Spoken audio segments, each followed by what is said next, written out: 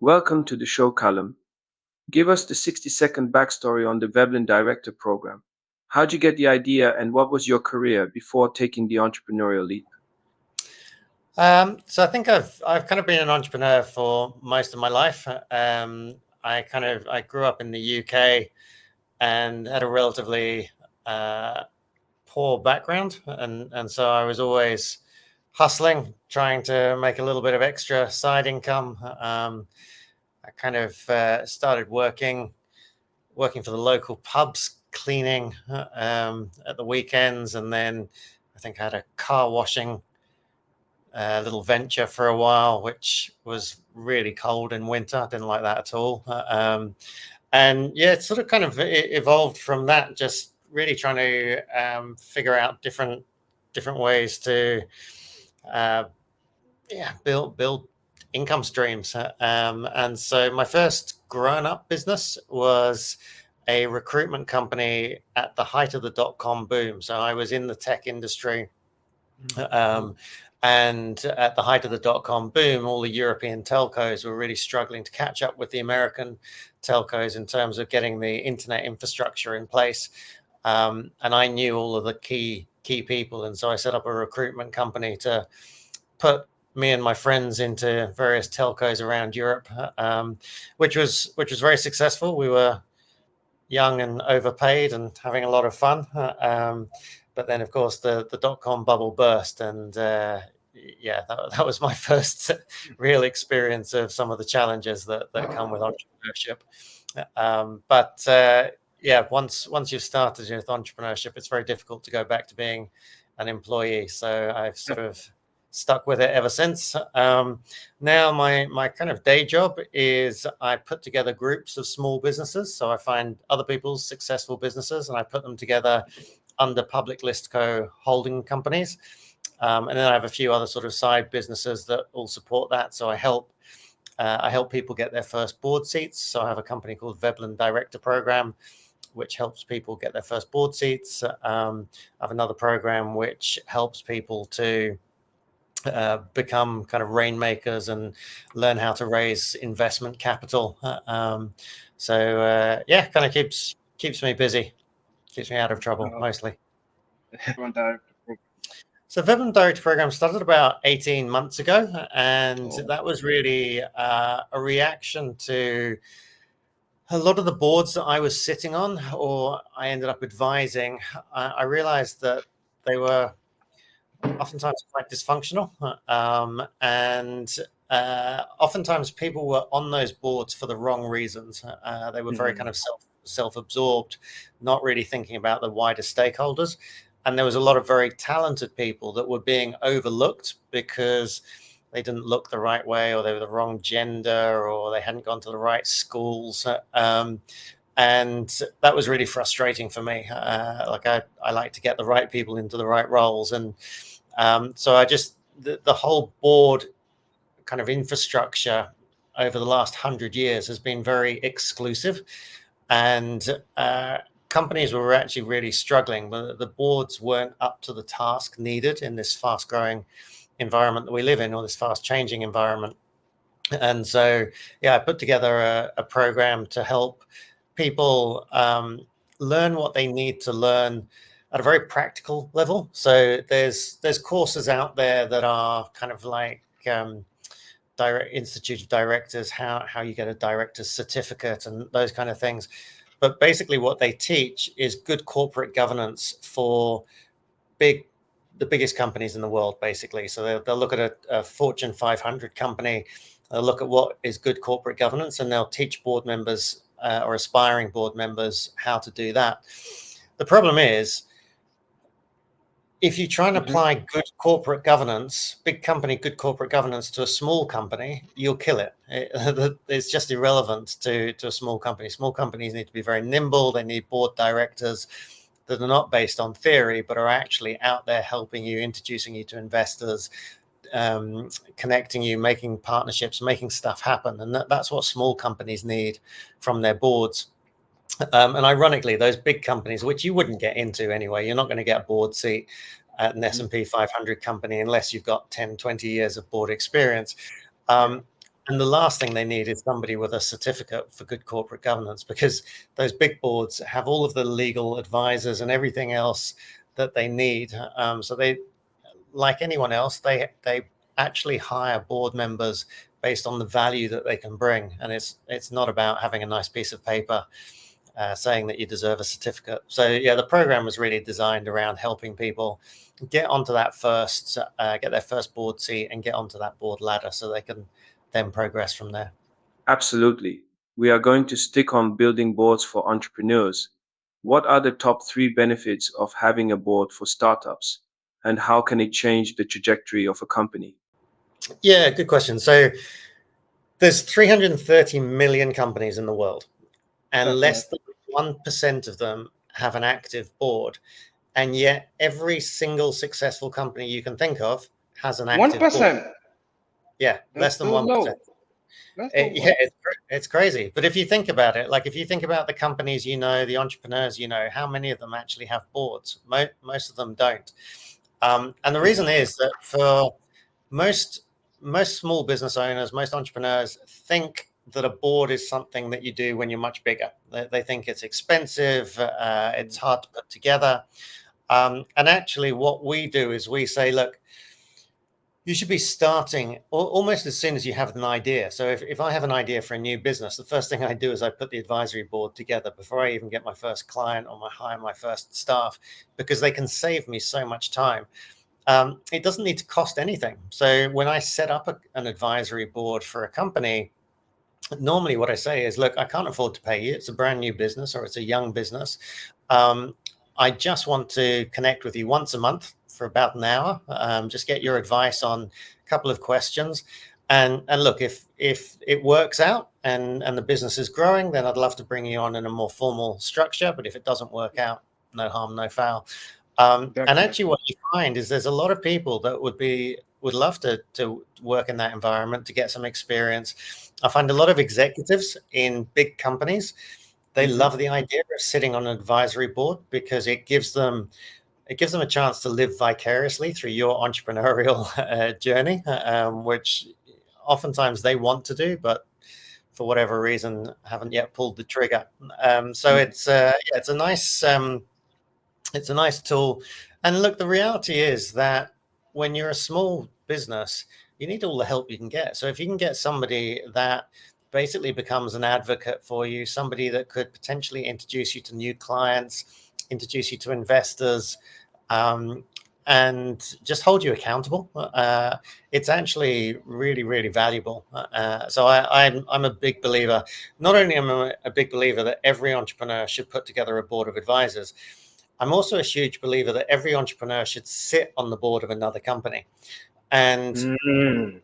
normally the pushback you get around that is, oh, hang on, I'm already working 24/7 Yeah. on my own company. Like, I haven't got time to sit on somebody else's board and help them.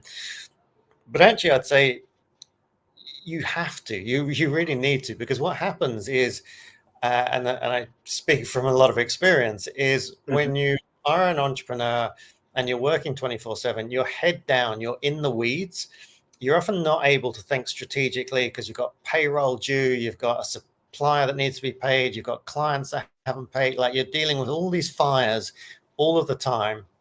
You know that your entire business is held together with chicken wire and masking tape. And yet when you look at other Definitely. people's business, it always looks so smooth, and it always looks so good, and like they've got everything figured out. So one of the advantages of going and sitting on the board of somebody else's company is, first of all, you discover that all businesses are held together with chicken wire and masking tape. So, like, Mhm. all businesses are creaking at the seams. Um, but what you see is that they've solved some of your problems in a way that you haven't thought of, and you've probably solved some of their problems in a way that they hadn't thought of. And so you can just tell them, one or two things that will really unlock a lot of value for them, and make you an incredible, valuable board member. But it would just give you a lot of confidence. And it also, one of the things that you struggle with, especially as a young entrepreneur or in the early days of your business, is credibility. Mm. Yeah. Generally, big companies don't like doing business with startups, because they have a very Yep. high failure rate, and they don't have a lot of credibility. So if you can say, hey, look, I run this company, but I also sit on the board of one or two other companies. That immediately gives you a massive Yeah. credibility push, and that helps with recruiting staff. It helps with landing clients, helps with raising capital. So yeah, I think it's a hugely valuable thing for all entrepreneurs to look at. That great perspective. I never looked at it that way. Could you share a story where a board's guidance was pivotal in navigating a startup through a challenging phase? Yeah, so let me. So I run. If anyone's interested in this, there's the program's called Veblen Directors. There's Yeah. a website called veblendirectors.com, and I do a webinar fairly regularly about the process, and it's a free webinar. Anyone can join. I did one about a year ago, and a gentleman reached out to me from Hmm. I think it was Atlanta in the US, and he reached out. He said, "Look, this sounds amazing, but I'm 70 years old. I might be a bit too old for this." But he was he'd been a successful entrepreneur. He'd now retired. He was looking to give back and share his wisdom. So we brought him into the program. We taught him how to kind of connect with other companies and how to build his profile. And he started working with three different young companies. One of them was in Europe, and it was a food and beverage company. And he sat in on his first board meeting with them, and was really liked what they did. He said, "Look, I love what you're doing. I think I can really help. But if I'm going to get like I can help as an advisor. I can give you an hour of my time every month, but I think I can do more than that. I think I can help you take your revenue from next to nothing up to a very high uh, number. And if I do that, would you be open to giving me a slice of equity and a slice of the revenue that I bring in?" Now, for the entrepreneur in Europe, this is an easy thing to say Hmm. yes to. Like giving away Yes, something in the future, definitely. it's it's very easy. And bear in mind, like most people never actually deliver on the things they promise. So this was very easy for the company to say yes to. What Keith did, Keith, the guy in America, he Hmm. picked up the phone to his best mate from school who they'd been friends for 50 plus years, and his best mate runs a huge food and beverage company in the US. And he said, "Hey, look, I've just found you a European distributor for your drinks." And because his friend knew him, trusted him, said, "Yep, make it happen." And so immediately, Keith was able to connect those two companies to set up a European arm for the US business. And look, that will be worth hundreds of thousands of dollars to Keith. But for the startup, for the early business in Europe, completely changed the trajectory of the business. Yeah, just That's amazing. And like that's one person, one connection, one story, and we've got hundreds of them. It's really amazing how quickly it can escalate. that's fascinating. I wish on my startups I had something like that. Ha ha ha. So Yeah, I mean, not all of them are as dramatic, but it's incredible. I mean, definitely, that's incredible. yeah, you just think about it though. Like if you reached out to four or five people and asked them just to be advisors for you for your business, it's four or five more people. They've all got hundreds of connections. They've all got experience. One thing that they say to you can save you spending 2 years going down a dead alley. Or yeah, just one connection can bring you a new client. So yeah, look, it's to me, it's a really sort of obvious no brainer, and it was something that I learned as a young entrepreneur. Like at the time, I didn't know it was an advisory board. I used to just take out. I would find entrepreneurs that were older and wiser than me, and I would go and bribe them with a lunch every now and then, and try and learn as much as I could from them. But that kind of ultimately, I ended up formalizing that into sort of a board of advisors, and also when it came to raising capital, I remember when I was learning to raise capital, and I kind of did what everybody else did. I had a nice pitch deck. I went and knocked on doors, and it got rejected by everyone. And I realized that, despite what you see on sort of Dragon's Den and those kind of shows, Shark Tank, that's not how the real world works. Like nobody invests in somebody that just cold knocks them and does a pitch. You need to have these trusted relationships. And So what I did was I went and I found somebody at Microsoft, somebody at Yahoo, and not senior people, like board middle managers that like they're nothing special about them at all. They were lovely people, but they were just somewhere stuck in the middle of Microsoft. Um, and I said, hey, look, do you want to join my advisory board? It's not going to, like, I can't pay you, but just an hour a month of your time. And by the way, like once a quarter, I'll get you together with the other advisors, and we'll buy you lunch, and you can get to know each other. And everyone kind of leapt at that. And what it meant for me, I wasn't expecting them to give me particularly good advice. Hmm. But what it meant was when I went out, I could say, when I was talking to people, I could say, hey, I've got Microsoft, Yahoo, ended up with Google, like Oh, on my board. And like suddenly the credibility that you get, that's high. exactly. So I Yeah. was leveraging off the brands of where they worked. And interestingly, when I did come, so I never asked them for money. I Hmm. just, what I did is I invited them to be my advisor. Every week I would send them a little email report. They Hmm. didn't ask for it. They probably didn't want it. But every week I'd say, hey, this is what I've done this week. These are the actions I've taken. These are the results I've got. And then at the end of about 3 months, I got them all together for lunch and I said, look, it's been going really well. You've been getting the weekly reports, but I really need to raise some capital. I don't know how to raise capital. Does anyone have any ideas? Two of them said, I'll write you a check for 50 grand. Because Wow. by then they knew me, they trusted me, they saw that I was making progress. And the other ones were like, well, I can't do that, but I can introduce you to somebody that I know is sort of has got money in this space, is interested in these products. There's a huge difference between the guy from Microsoft introducing you to an investor because he's sitting on a company, sitting on the board of a company, whereas me just going and cold knocking. So yeah, it's a really really valuable tool to helping with raising capital as well. Wow, that's a great strategy that I will be using this strategy from now on. Awesome. Well, look, I'll send you a copy of my book as well, which is Boardroom Blueprint, which talks all about this. So you can have a look through that as Definitely. well. Definitely. I would love that. I would love that. How does serving on another company's board complement an entrepreneur's journey, and what unique perspectives does it offer? Yeah, look, I think, I mean, apart from the things we've already discussed about kind of seeing the way other companies deal with things, I think it puts you in an environment where you're oftentimes you're not the smartest person on somebody else's board, so you're learning from other people. You're having very high level conversations, like you should be you should be talking about strategy and things like that rather than sort of day-to-day operations, and as an entrepreneur you're always kind of stuck in day-to-day operations. Mm. um, and as an entrepreneur you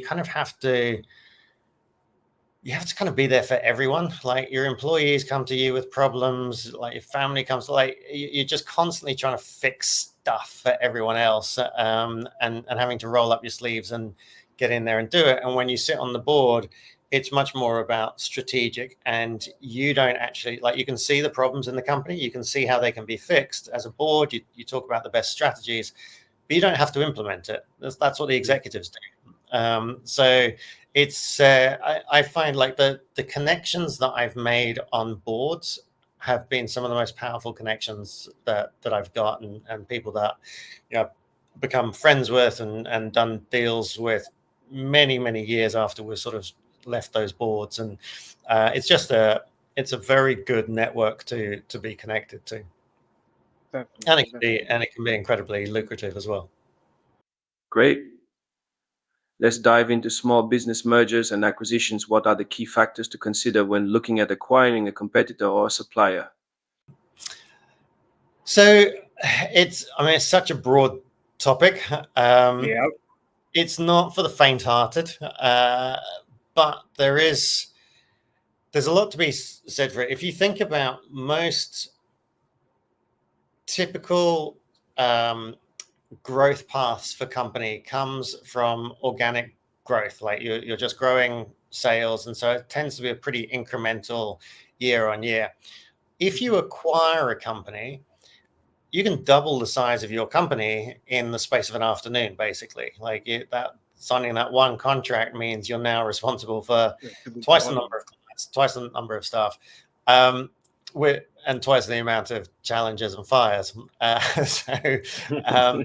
And sometimes combining yours and theirs makes it even worse. So there are some hurdles, but I think it's a useful. I mean, it's such a fundamental part of business. If you follow the business press, you kind of see that companies grow and then they get acquired and then they merge with another company and all these things sort of happen. So it's sort of on that entrepreneurial to-do list is to start to understand how M&A, mergers and acquisitions works. I mean, probably the way to get started is just something relatively small and easy. So, for example, if you are working with a supplier, a small supplier, you like working with them, they're easy to work with, it's a 2 or 3 man band, it's relatively easy to strike a deal with them for them to come underneath your umbrella and work underneath your umbrella and share some costs so both companies become more profitable. And with those smaller businesses, it should be relatively easy. I mean, the reality is it actually gets easier back at so it's sort of the bigger the companies are, the harder it gets, and then it gets easier again, because once you start to get into the really big companies, they have all the systems and processes defined. You don't kind of run into at small business level, you can often get into kind of ego battles between the two founders and those sort of things. My business partner, Jeremy Harbour, has been running the Harbour Club for 15 years. And that's basically teaches people how to do no money down deals. So often acquiring distressed companies and how you do that safely. I personally, I'm not a fan of distressed companies. I like successful companies. But yeah, look, it's for people that like fixing stuff. That's a great strategy as well. So it's a useful tool for entrepreneurs to be aware of. Speaking of growth strategies, could you walk us through the process of identifying a competitor or supplier as a potential acquisition target? Um, yeah, look, we don't proactively go, and we do about an acquisition a month, so 10 to 12 Okay. acquisitions a year. We never go out looking for them. They tend to come to us because I mean we've been doing this for a while, so we sort of have the reputation. But equally, I think some of the best deals you do are kind of opportunistic.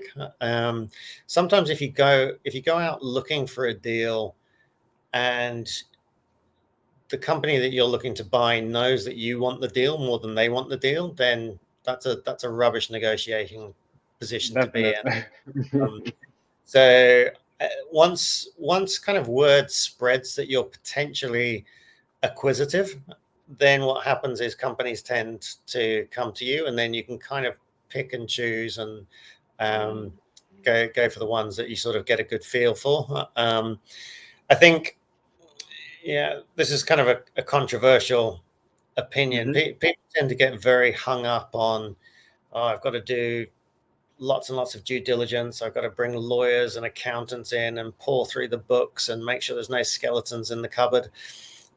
Every small business has skeletons in the cupboard, like Skeletons. the, Definitely. and also it doesn't matter how good your DD team is. If a company Hmm. wants to hide something from you, they're going to hide something from you. I mean, JP Morgan just paid whatever it was 120 billion for a company that had made up 3/4 of its customers. If Enron was able to keep fraud under the noses of Arthur Anderson and like your team isn't going to be able to uncover fraud. But so kind of with that said, I tend to say, well, look, if the fundamentals of the deal make sense, let's Hmm. move quickly. Let's put some caveats in place that if something turns out not to be what we expected, we can unwind the deal or we can do things. But one of the advantages that you have as a small company is you can move quickly.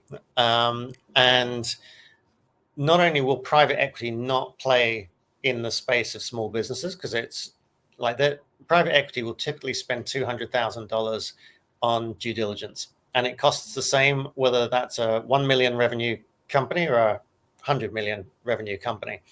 And so they obviously can't recover their profits. They can't recover their costs on a $1 million company. So they just don't play in that space, which gives you an opportunity where the professionals don't tread, and so that's valuable. One of the games that private equity plays is what they call deal fatigue, and it's a very powerful negotiating tactic. So they would come to you, AJ. They'd say, "Yeah, look, we think your company's worth $10 million," and you go, "Wow, awesome, great, let's do this deal." So there's kind of a letter of intent, and you're all very excited. You've already started spending the money in your mind. They then come in and they spend a year doing due diligence, a year. And every time you start trying to do anything interesting, they'll say, "Oh, look, I don't want you to start a new product because we need to get sorted on this. And by the way, can you kind of go back and give us all these receipts from 100 years ago?" And like they'll just take up all of your time, basically just wear you down. And meanwhile, your sales are kind of going downhill because everything you're doing is just dealing with their silly requests. Then it kind of gets to at the end of a year, and you're basically at the point of telling them to piss off, and then they'll say, "Right, we're ready to do the deal, but your sales have gone down. We can't give you 10 million anymore. We'll give you 100,000 now, and we'll give you another 3 million if you hit these targets over the next few years." And normally what's happened is by that point, you're so fatigued, you're so worn out with the whole process, you just go, "Oh, take it, like just whatever." And so they end up buying these companies for next to nothing. Then they'll fire you, and then they'll saddle the company with a bunch of debt and fire your best staff and bring in like try and systemize everything. But that's kind of the private equity playbook, which is, it's a bit brutal. But the point is that as a small business owner, if you start doing M&A, you can move a lot quicker because you don't need to be so mercenary as private equity does. Absolutely. Let's dive into first time founder challenges. What are some unconventional strategies that first time founders can adopt to overcome the initial hurdles of starting a business? Yeah, look, I think on the one hand, it's never been easier to start a business. It's it's so easy. Anyone with a credit card and an idea can buy a domain and get started. On the other hand, because it's so easy, there's so much more competition. I think where most small businesses and most aspiring entrepreneurs go wrong is they pour all their time and effort into producing the product, and they don't spend nearly enough time thinking about the problems of the audience that they're dealing with. And we're in a place now where if I think about the last two businesses that I've started, what I did was I went out to the network, I went out to the world, and I said, "Hey, look, I'm thinking about starting this business. If you were going to do this, so if you were interested in a board seat, what would be the questions that you had?" And from that, I got lots and lots of questions. I was able to run a couple of webinars and say, "Okay, like answer those questions, dig into it a bit more, chat to people. What would this be worth to you? What would you like to, like, what are the things that you would really value?" And then I could build the product around what I knew the audience wanted. And even then, I didn't actually build out the product. What I did was I said, "Okay, thanks for all the feedback. This is what I'm thinking of doing. This is how much I will charge for it." So I think at the time I said, "Look, I'm thinking this is a 1-year community product. I'm going to charge $5,000 for it. The first 10 people that come in can have it for $2,000, and I'll work with you in person to like make sure we get you your first board seat." let me know if you're interested. And I got those first. I think I had the first seven or eight people signed up pretty quickly, like in the first week or so. So I had like $16,000 to $20,000 already. I then had to build the product, but I knew that like people were willing to pay for it, and from there I could kind of build the product, which is on the one hand it's a little bit harder because I kind of had to. They had expectations, and I was trying to deliver on those. I was also trying to market to new customers while I was building out the existing product, but it was a lot easier than what I did a lot of at the beginning of my career, which was come up with a good idea, spend 6 months pouring my heart and soul into building this absolutely beautiful, wonderful thing that I thought was amazing and that nobody wanted to pay for. And I didn't know how to sell.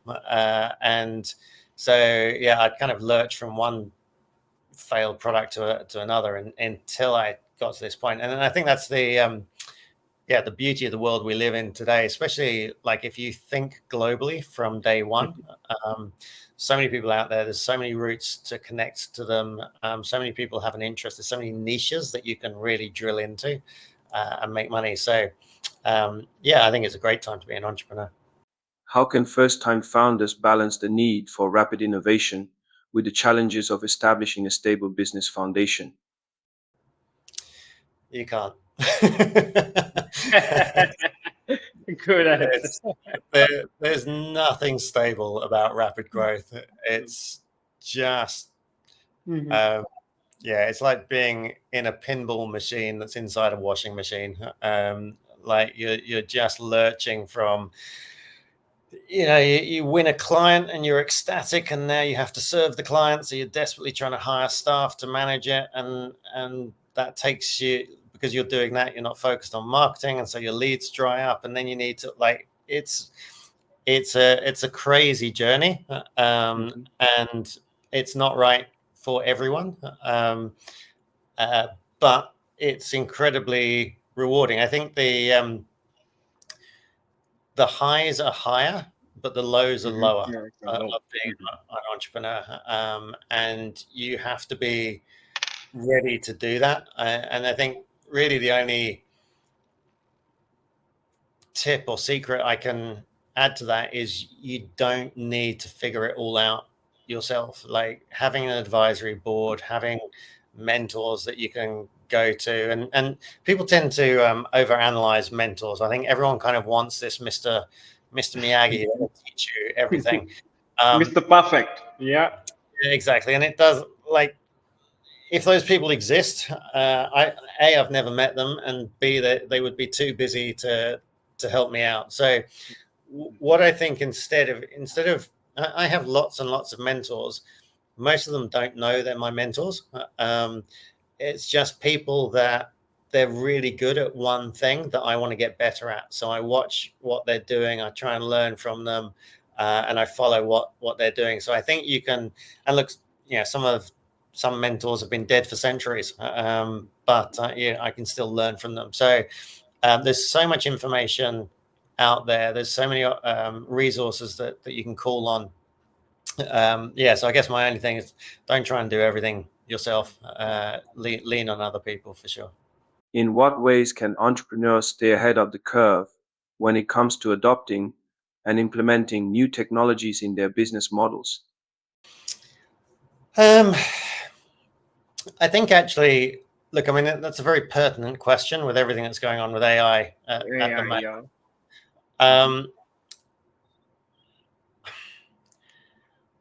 When I was a younger entrepreneur, I loved new tech, and I came from, so originally I was sort of a tech engineer in the backbone of the internet. I had a couple of businesses that were mobile value-added services right in the early days of WAP and 2G, and kind of built from there. And I loved new technology.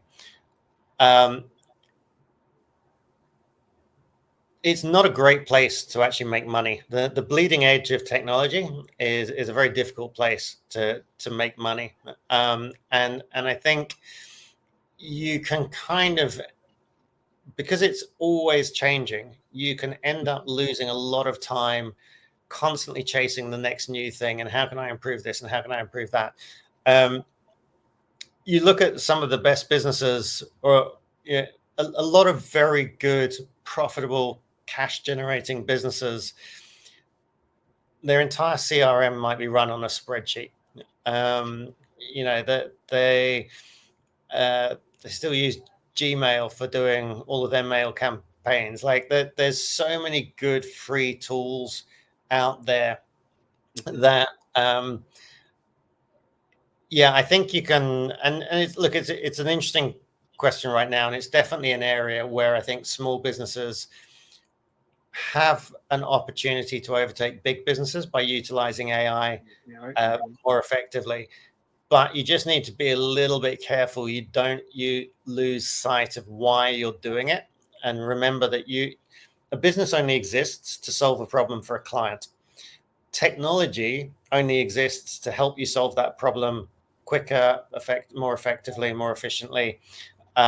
So make sure that you are chasing technology for the sake of doing that, rather than, oh, it's AI, I've got to learn everything about AI. You don't need to learn everything about AI. You need everything about your client's problem, and then see what is the best tools to help you solve that for them. So it's easy to get distracted by the new shiny things, especially as entrepreneurs.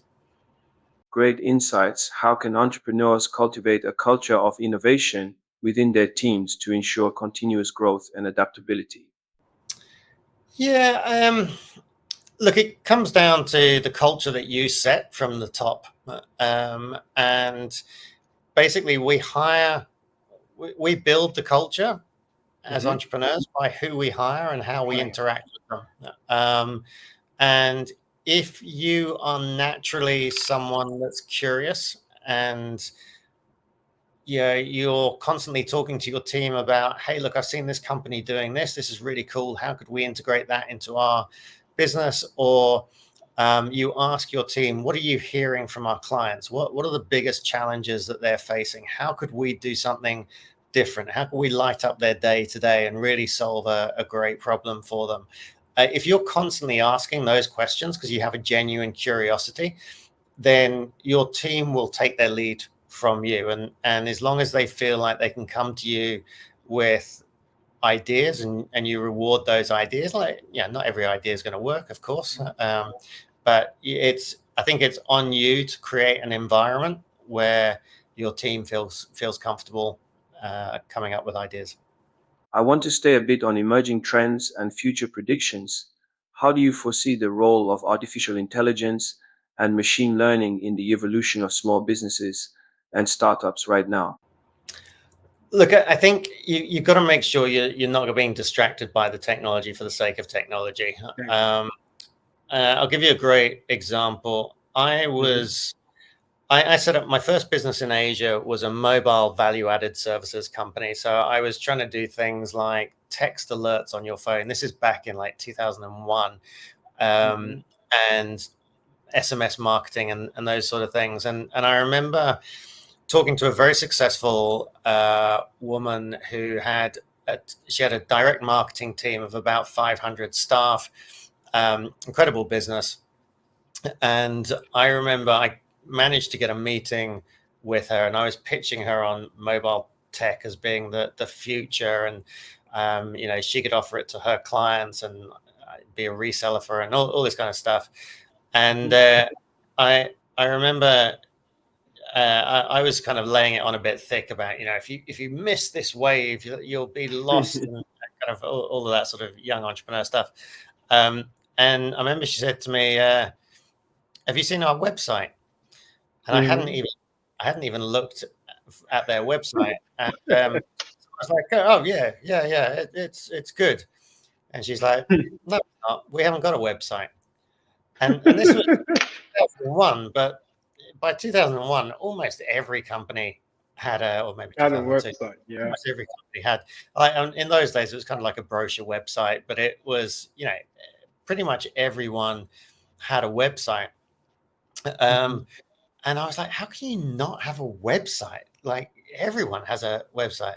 And she's like, yeah, everyone has a website, but I'm doing millions and millions in revenue, and I've got 500 staff, and you're the CEO of your company sitting there on your own trying to pitch me the future of mobile tech. Maybe it isn't tech that is the main issue here. Wow. And her point was, like, in her world, she knew all the clients. They all knew her. She owned that sector of the market.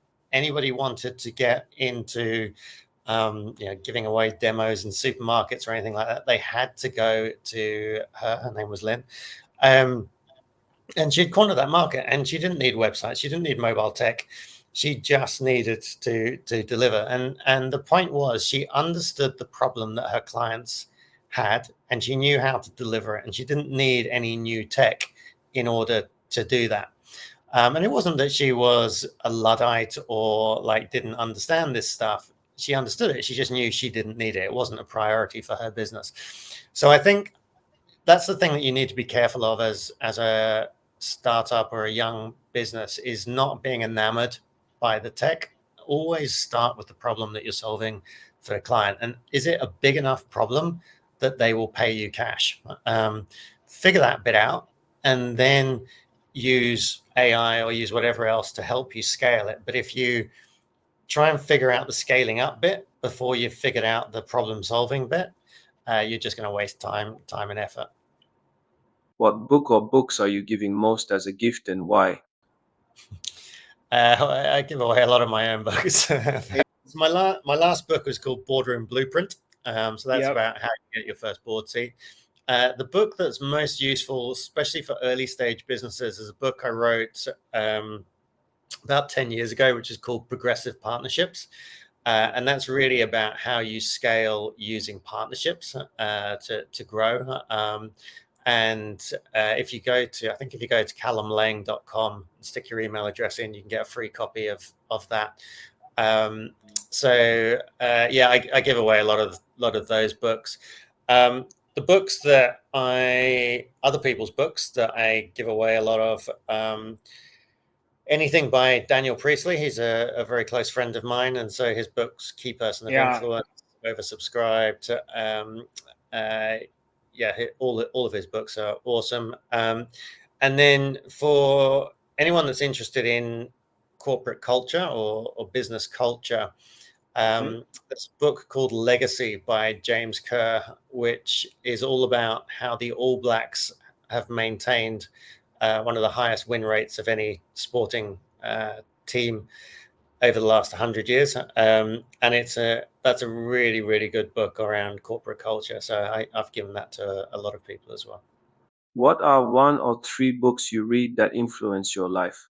Yeah, so many. I'm a fairly heavy reader, and books at sort of different stages of my journey. I remember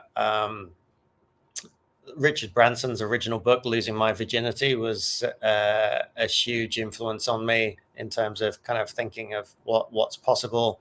When I read Daniel Priestley's first book, Key Person of Influence, I actually ended up helping him launch that business in Asia, and so I had to become incredibly familiar with the content. But that, again, it's a great book.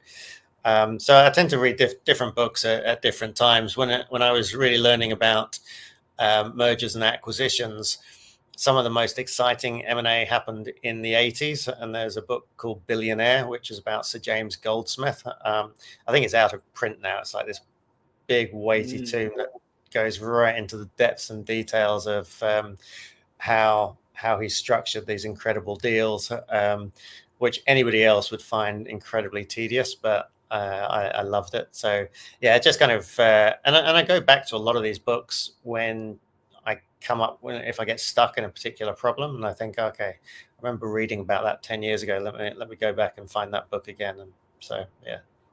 Can you recall a moment when a failure, either yours or your parents or friends, unexpectedly set the stage for a future success? What is the story behind your favorite failure, and how did it become a pivotal moment in your career? I have an awful lot to choose from. Yeah, look, I've had so many, and I think what's interesting is that the early ones are the hardest ones. So when the dot-com boom burst and telcos stopped spending money, it was a bad time to be a recruitment company selling to telcos. So that was tough. And then I had a number of businesses in Thailand in 2007, 2008, the global financial crisis, and two of my biggest clients went bust, owing me over $1 million each. I ended up having to lay off 38 of 42 staff, and that was just brutal. Got in debt to a lot of people, and took me years to kind of get out of that. The first company that we took public, we got attacked by basically white collar crime, and that company crashed. That was so. I actually talk about that in one of my books, Entrepreneurial Investing. I talk about how we destroyed basically 250 million euros of shareholder value was destroyed in less than a year by that. And I write about that in the book. And when it was during COVID that book got published, and a whole bunch of copies arrived at our house. And so I kind of unboxed it, all looked good. And then I got a call, and I went into the other room to get to take the call. And my eldest daughter, who at the time was about 10, sits down and starts reading the book. And I just hear this, "Mummy, did you know Daddy had lost $250 million?" And she didn't know that until that moment. So yeah, I'd forgotten that my kids got old enough to read these things now. So, but yeah, look, all of these failures you learn from, and you build contacts and build resilience, and move on to the next thing. So I'm not sure I have a favorite, but they're all valuable. Imagine you have the chance to put up a billboard in the heart of Times Square with a message for millions to see. What would your message be, and what do you hope people take away from it? Well, if it's for the wider market, then I'd kind of be kind as a useful guide for life. Be kind, work hard is always a good philosophy. If it was for entrepreneurs, I think for entrepreneurs, I would say talk to more people. Yeah, stop trying to do everything yourself. It's one of the things one of my mentors said to me many years ago, is like, if you ever get stuck, rather than trying to figure out how to get unstuck, start asking who questions. Like, who has already done this? Who knows the answer to this? Who would benefit if I succeed in this? And when you start asking those questions, it opens up a whole bunch of doorways that previously, because if you ask how questions, like, how do I fix this problem, you either don't know the answer, or you just try and bluff yourself, and yeah, it's not a good outcome. Whereas asking who questions are much more useful. For a passionate young entrepreneur fresh out of college, ready to dive into the real world, what unconventional advice would you offer to help them stand out? Additionally, what common myths about entrepreneurship should they completely ignore? I would tell them to go and get a job. Don't be an entrepreneur. No, I'm joking. Although, look, I actually do think that there's a huge amount of value in working for other people. I think, especially working for small businesses and early stage businesses, when you're young, is a great opportunity. Because if you go straight into entrepreneurship, you really don't have any learning to build on. Now, I mean, there's YouTube and there's lots of other resources and podcasts like this that you can learn from, but nothing will compete with being part of a small dynamic team that's learning together. So yeah, I think that's a useful trick. And again, try and find the customers, solve the problem before you build the the solution. That's the That's a, biggest. Yeah, the biggest problem I see with a lot of young entrepreneurs is that they Mhm. come up with an idea and they're enamored with their idea, and so they build the next app or the next, whatever it is, and they haven't really tested it on the wider market. Yeah, and look, I mean, it's so easy nowadays to try and get people to um, place a forward order. That's and ultimately, the sort of the market research I used to do, like yourself, probably is I would come up with this idea. I'd go and ask my mates. And I'd say, "What do you think about this?" And they go, "Yeah, it's a great idea." And I go, "Would you buy it?" And they go, "Yeah, definitely," because they're nice. They don't want to spoil me and burst my bubble. And then I'd go back Mhm. to them 6 months later and I go, "Look, I've poured all my life savings and work and effort into this, blood, sweat, and tears. Will you buy it?" And they go, I've got no money this month." And there's always an excuse. And so what you realize is there's no value to people telling you it's a good idea. The only value is when they actually give you cold hard cash. That's the only time that they actually see the value in your idea. Callum, as an entrepreneur, maintaining personal health and fitness can often be as crucial as managing a business. Can you share how you integrate fitness and well being into your busy schedule? And what impact do you feel it has on your effectiveness as a leader? Yeah, look, it's my number one priority. It's in my calendar. My uh, I've got two or three people that have access to my diary. None of them are allowed to move my um, gym time or my fitness activities. Um, so I think there's a like I think it's just essential, and I think there's different types of exercise that are useful. So I wrote an article for the Next Web probably about a decade ago, and saying like there's exercise. So there's sort of three types of exercise that are very useful for entrepreneurs. One is doing things like running, cycling, swimming, where you can just focus on one idea. So if you've got a question that you're struggling with, like running is it's like a meditation. You just try and figure out the answer to that question. The problem is, as entrepreneurs, we often get stuck in those loops of just constantly trying to figure something out. So you also need to do a sport that takes you out of your brain. So I play football every Saturday morning. I play five-a-side football. I do Muay Thai. Um, it doesn't matter how big a problem you're wrestling with. When you're chasing a ball or when somebody's punching you in the face, like you have to be in the now, and so you forget everything else that you're worrying about, and that's really really important. And then the third one I think is just kind of any sort of weightlifting or body fat analysis, something that you can control and you can't blame anyone else for. So if you think about entrepreneurship, there's a few things that you can control, but Mhm. most of it is outside of your control. Like how clients behave, what's going on in the economy, all these things are completely out of your control. And it can be very daunting, and you can feel quite overwhelmed with that.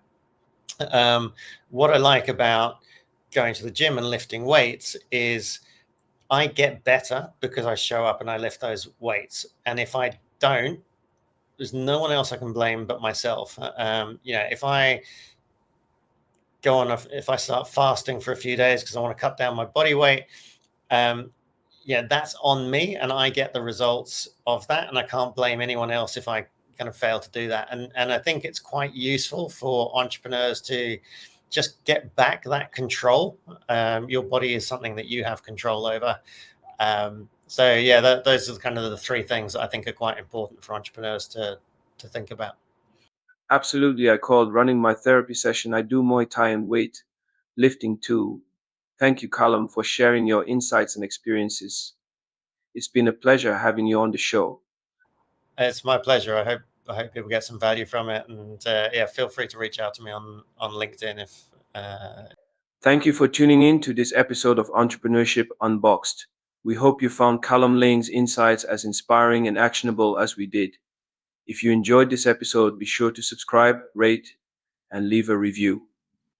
Don't forget to share this episode with fellow entrepreneurs and business enthusiasts who can benefit from Callum's wisdom. Stay connected with us for more raw, and insightful conversations with the brightest minds in business. Until next time, keep pushing boundaries, embracing challenges, and unboxing your entrepreneurial potential. I'm IJ, signing off.